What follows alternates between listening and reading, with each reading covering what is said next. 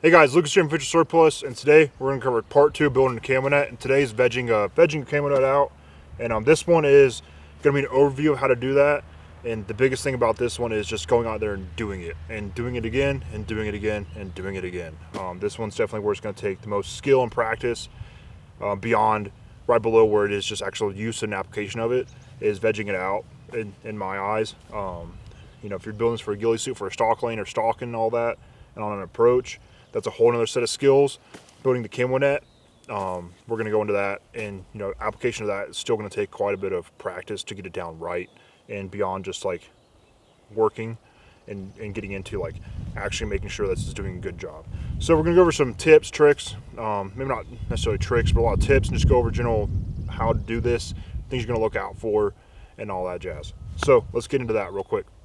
So first thing you're going to need when vegging out your camo net is a pair of shears. Your standard garden variety shears, just to cut up vegetation, and we'll show that how you're going to do that, and how it's going to go into play. So if you're out in the field, have a pouch dedicated for this. Maybe not dedicated necessarily, but like a pouch you can put this in to carry out with you. If you're going into a field situation, so you're going to need to have a pair of garden shears, because ripping up grass gets real old real quick, and cutting it is just a lot easier than just ripping it out of the ground. So garden shears, biggest thing you're going to get if you don't have a set already lying around. You can get like a 2-pack for like 10, 12 bucks at the store anyways. So grab those, have those on you. So let's talk about what we're trying to do here with our camo net when we're applying vegetation to it. Last time we went over this was, how to make that base. So we're building on that base. We're building on top of what we put on for jute, what we put on for 550 cord, and now we're going to be putting stuff on there. So there's a couple things you need to look out for when you're doing that. And mainly, you're building camouflage. So how do you build camouflage? What are the things you're looking out for? So we're going to go over that in the basics, and then you got to build upon that. And then when you're applying vegetation, how to apply the vegetation. So let's go over the elements of camouflage. Now, you can find it like a 5 S's or the 7 elements, stuff like that. So I've kind of narrowed it down to, when I look at camouflage, what am I looking at and what am I looking for? So I got my notes here so I don't misspeak myself. So basically, when you're doing camouflage, you're looking at shape, shine, your spacing, your still, so your movement and silence. And you're also looking at, you can go into another way, is shine, shape, silhouette, sudden movement, shadow, spacing, and straight lines. So again, shape, shine, spacing, your still, so your movement, and then silent. And you also look at the 7 is shine, shape, silhouette, sudden movement, shadow, spacing, straight lines. So those are your kind of keys to your camouflage. And if you see that even with your camouflage uniforms, it goes into there. And then when you're building out camouflage and everything like that, definitely goes into there, and then goes into application of it as well. So it's not just how it looks, it's how you're using it. Because you look at that, the movement aspect and the silence aspect and the silhouetting, that goes into how you're actually using it, not just wearing it. So it's less just looking at it, making sure it's good, and more, and also how you're using it. So don't just think that I can fill this out vegetation and it's going to be great. It's how you're applying that vegetation plays in that just as much as how you're putting it on there. Because if you're doing this as for a fixed position, it's nice. It's a little bit easier doing it for a fixed position. So if you're taking this camo net, putting it out there in your pretty static area, you're in an OP, LP, you're in a hide site, you're just in a fixed area where you're putting up as a vehicle, or it's where you're just sleeping for the night because you're in a patrol base, whatnot. It's going to be a little easier to veg this thing out because you're in one environment. You're not going to move it. Or if you do move it, you're moving to a pretty similar environment, to where your vegetation is going to match it continuously. If you're in a stalk kind of situation where, you're really just trying to get as invisible as possible, you're going to be wanting to change your vegetation quite a bit. You're going to really pay attention to your route, how you're moving, and everything like that. If you're using this to just aid in your disrupting your silhouette, as far as like an infantry aspect, and you're going around where it's like a Cobra Hood type deal, which you need to find, because I left it down there somewhere last time we were filming. So we're going to find that here soon. See if it didn't blow away. But, all those things go into play when you're putting your vegetation on here. So you really got to think. You got to go outside and just look at the ground and look at how things look, because this grass is all good. It's kind of sparse, but this might not match from at lower elevations. and it might not match when we get a little higher. If you look out back here, the tree line kind of starts to break up real bad. And you see, if you're looking real back there, you can see it's mostly open ground. So just because I look like a good bush out here, that bush might not work out there. So you kind of have to change it up. So if you're here in a fixed static position for a day or two, and you're gonna move over there, everything's different. So you need to look at where you're at, where you're going, everything like that. So apply those basics of camouflage and how you're building out a camouflage when you're looking at your netting and applying vegetation. So now we talk about that. Let's go into a little more things about camouflage, and then we'll go more into building out your netting. All right, so another few things we need to take a look at before we start really vegging this out and going into like what that looks like is your visual perception. So there's 9 elements of visual perception. So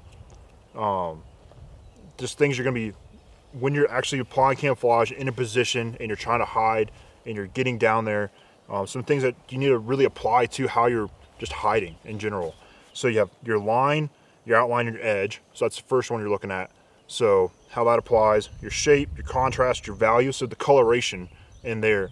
So you don't want to be using, if I'm getting, like I just talked about before, out there in the distance where it starts to get a lot sparser and more rocky, your colorations here aren't going to match necessarily. Or if you're in an urban environment, you got to pay attention to that. You can't be wearing red on top of black, you know, those kind of things. If it's really going to make you pop out. So your color, again, your texture. So when you're doing this vegging it out, that texture applies there because the grass itself, the vegetation you're going to use on there, is that texture actually matching, or are you making yourself much smoother than the surrounding area or much rougher than the smooth area you're on? Things like that. Can't read what I wrote there because I'm an idiot. Movement, light, and then positive and negative space. So all those kind of things really on you to like really learn more about. I'm not the greatest teacher on that stuff. I know how to do it all. I'm gonna be honest, I'm not the most awesome teacher when it comes to this stuff. Even though I know how to do it, a lot of this comes down to just like really practice. Getting out there with buddy, find a buddy or two that's into this as well, and getting out there and testing it and moving around in it, seeing how it works is gonna be the biggest thing that's gonna make you good at this, rather than just doing it and being like, oh, I did a good job, that's it. Because I can do it here, I can do it back down in town. Vegetation changes completely. You know, this is much more a broken up ground. It's hilly. I got mountains, I got peaks, I got stuff I can hide behind with rocks. Whereas if I go out on the eastern plains, it's a completely different situation. So where you can apply it here, and then I go 30 miles back into town, it's a completely different area. Things you just gotta really look out for when you're doing this. So that's kind of like what you're building off of when you're doing this. So let's go into building the netting itself. Okay, so now we're gonna get into what you're looking at when you're applying vegetation here. So when we built this up in the last video, we applied our jute. I made sure to go over that the jute isn't what makes the camo netting. Your jute, what it's doing is helping break up that spacing, and it's helping give it some shape and some texture to your netting.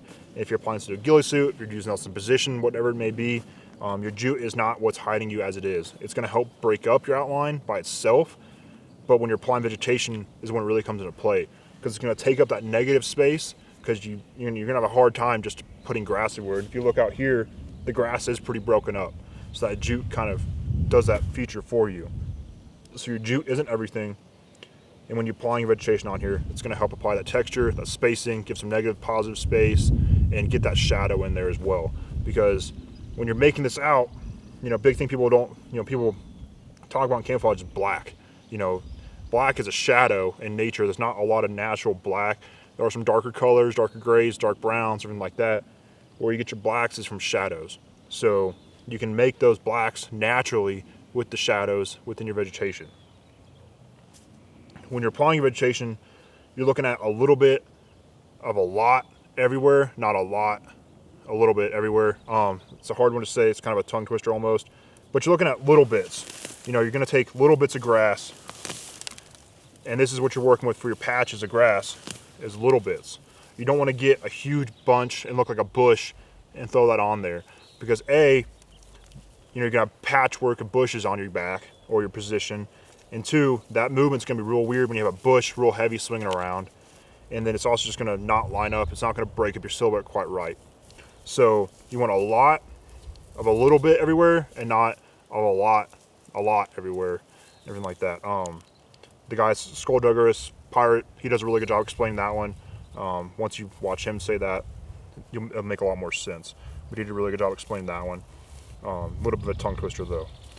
So from there, you want to keep it even. So even spacing, even distribution. You don't want to go and make a whole different camouflage palette with the grass necessarily. You want to keep your coloration pretty consistent. It's where you're going to be operating in. I mean, even here, this open area, I'm moving to the wood line, it's going to change up some. So make sure you're paying attention. If you are moving with this, are you going to change it every 50 meters? You know, can I move along the tree line and keep myself pretty hidden consistently with the same kind of vegetation here and there? If I'm moving with this, again, in a static position is where you're going to get the most bang for your buck. And it's going to be the easiest because you can make this out to fit into one area and really just disappear into one area with this. So pay attention to how you're pulling your grass. Little bits everywhere, not a lot. A little bit everywhere. So, yeah. And then keeping it even. So there's kind of like a rule of thumb where it's like the length of the grass itself. You don't want to have, like if I have this, just like some crazy long patches sticking out, because then the wind's going to catch that differently. It's going to stick out and it's not going to just sit well as it is either. So you want to keep it pretty consistent. So when you're pulling your grass out, keep that level fairly consistent across the whole netting itself, instead of making it it's kind of all sorts of shapes and sizes. Because you look at the grass itself too, yeah, there's some taller patches, but at the end of the day, the grass is pretty level. So you want to keep that in mind. Look at how vegetation actually is on the ground and how you can replicate that onto your netting. And making sure you're laying it flat in a natural way. So you don't want to have grass sticking up in one area like this, and then one area it's horizontal and verticals in all sorts of different ways.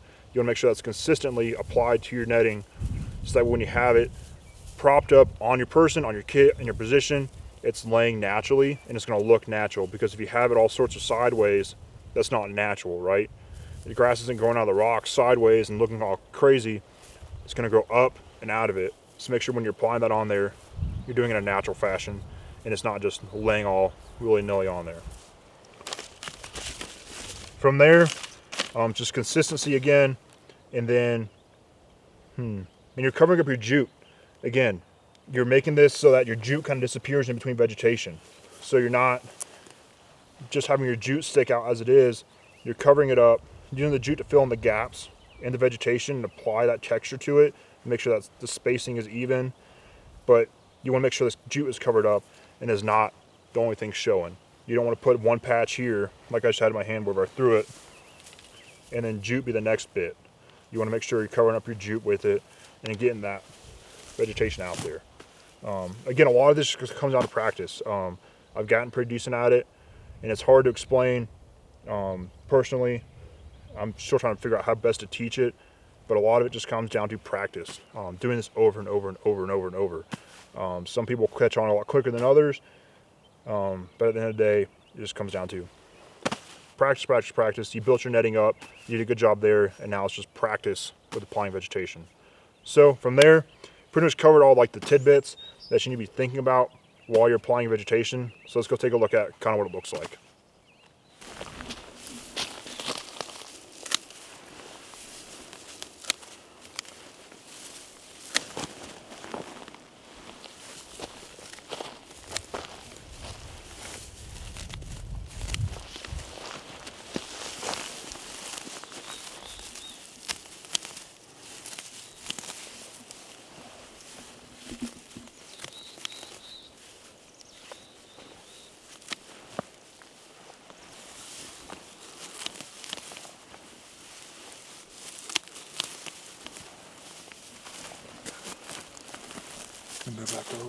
All right, so applying some vegetation. So you just saw me cut up a little bit of it. Again, about this length, and then just making sure you pay attention to what it's like on top, making sure it's not just straight, just going crazy up there, and tons of loose ends that are a lot higher than your baseline. Something with this, so when you're vegging something out, if you're gonna be wearing it for a long time or it's gonna be in position for a long time, I did find my hood, or my half Cobra hood deal down there. It's gonna dry out. So all this is grass from the exact same area from about a month ago. And again, that's a little old, but you know, after a couple of days, all it really takes to start to wilt. Even sometimes just a few hours, depending on the vegetation itself. but this isn't going to work so well for you after it starts. So you want to make sure you're changing it out on a consistent basis, paying attention, doing some maintenance, and especially if you're doing a movement piece, this grass might not exist over the next hill. So if you're going to be moving around a lot, making sure you're not just sticking yourself out like a sore thumb by using the incorrect vegetation. So from here, I don't want to put this big old bundle just in one spot on there. I can break this up again into a little bit, a lot of a little bit everywhere instead of a lot, a little bit everywhere kind of deal. So I'd break this up into just little, handfuls and start applying that about here-ish is what I was doing before. And this starts to build up, just like your jute builds up. You might see this and be like, that's nothing, but it's going to build up over time as you start to apply it. And then just like we applied our 550 cord on here, this is where those hair ties, everything like that can come into play when you're applying this, and you're just going to be just tying it on there. Biggest thing is sometimes you'll see grass, and when you put it on there, it'll start to kind of go all directions. So you can kind of use your netting to help hold it in position, and so it doesn't move all crazy.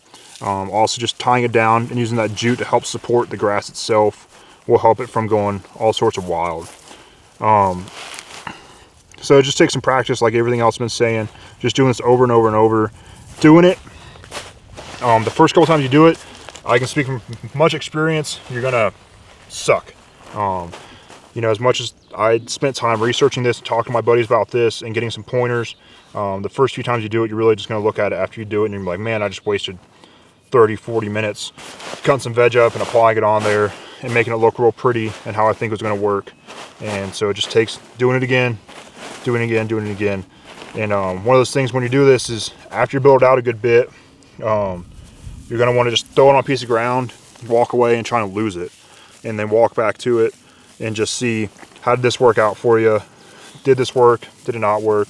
Stuff like that. And then figure out what's really breaking it up for you, what's not working. What the hell bird is that? So yeah, it just takes tons and tons of practice to get really good at this. I mean, some guys will catch on a lot quicker than others, some not so much. Hitting on a point from last time where it said to fuse your ends of your 550 cord, which I didn't do beforehand. Again, it starts to break up real hard. So that's learn from my mistakes there, and definitely make sure you're fusing those ends up before you apply your jute. So after you cut it, fuse it up, and then do it. And you can see how the different coloration of jute's going through staining and use as well. Just from sitting out here, it's kind of yellowed out in some areas, got some more stain on some areas. I hadn't done a really good gilly wash on this one other than like one pretty hard one. So you can see that some of it's washing out, some needs to be redone, some of it's taking on different coloration just from being out here in the sun and getting sun bleached and whatnot. So you're just going to apply your vegetation. Grass first. You want to apply this grass first, get a good base of grass. So make sure you don't take up all your 550 cord with grass. If you're going to move into branches or something like that, or other pieces of vegetation, stuff you want your grass as your base, and then fill on over top of that. That's going to help out with your texture and your shape, and just making sure you're fitting into your environment, especially if you're wearing this as a piece and not just in a static position. You want to really make sure that texture is something that applies over a course of an area and not just in one fixed position. So again, do it up, get some practice, lay it out in a few areas, see what works for you, take some pictures of it from different distances, and then just get a good hard look at it and how it's working out. As far as like what kind of vegetation to apply, just whatever's natural and what is widespread. You don't want to take flowers that you only find in one area and put them on there, even though they might look good on there. You might not find those flowers, 50 meters away or whatever it may be, stuff like that. So making sure you're not taking the really easy identifiable piece of vegetation and putting it on there, because as you walk down the road, whatever you may be doing, it may change up completely and not work out for you. So again, that just takes you going outside and looking at what's going on.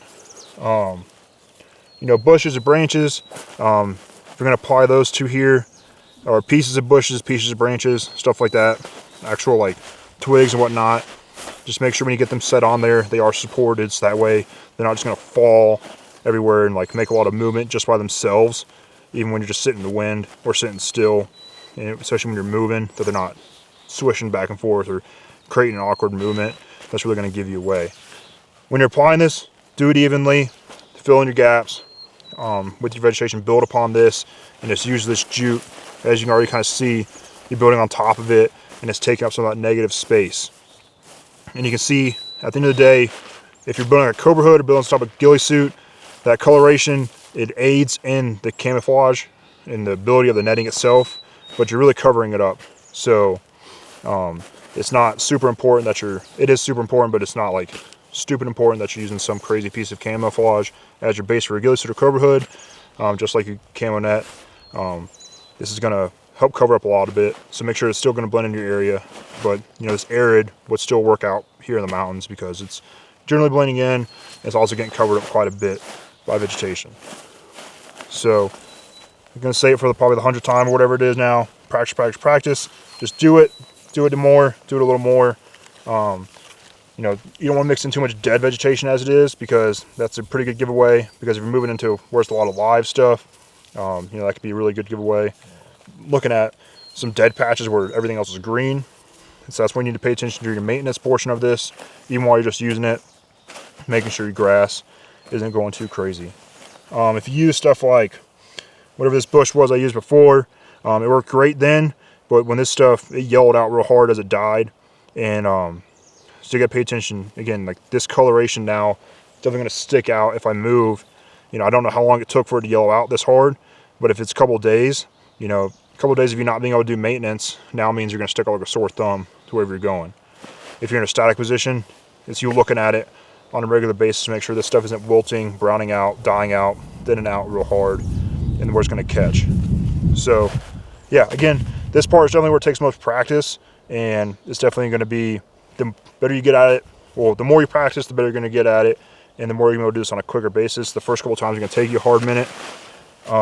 If you're doing this, make sure you spread out where you take your vegetation from if you're in any sort of tactical environment, because anybody that's trained to observe for this kind of thing is going to look for large patches of vegetation and suddenly all of a sudden cut. You know, as an FO, we were trained for OPs, you know, definitely spread out as far as possible within reason to grab vegetation for position improvement, and definitely not grab them from right where you're at and all of a sudden making a big old dead patch of ground. So spread out, stuff like that, and look at what your environment is, where you're gonna be moving. If you're moving to the tree line, the grass gets a lot sparser. There's more bushes, more branches, more trees than I am in here, so it may not work quite as well outside of just breaking up my general outline. So yeah, hope you like this video. This one's definitely, again, it's more on you. I can't hold your hand too hard throughout this video. You just got to get out there and do it. Take some of the things I talked about. Again, watch some of the videos just like I did to learn a lot of stuff. Everybody that knows what they're doing, talk to them, and get your buddies out there with you, and definitely practice together, because the more eyes on what each other is doing, the better you're going to be at it, rather than, you know, sitting there and creating a failure point that you're overlooking because nobody else is there to help advise you.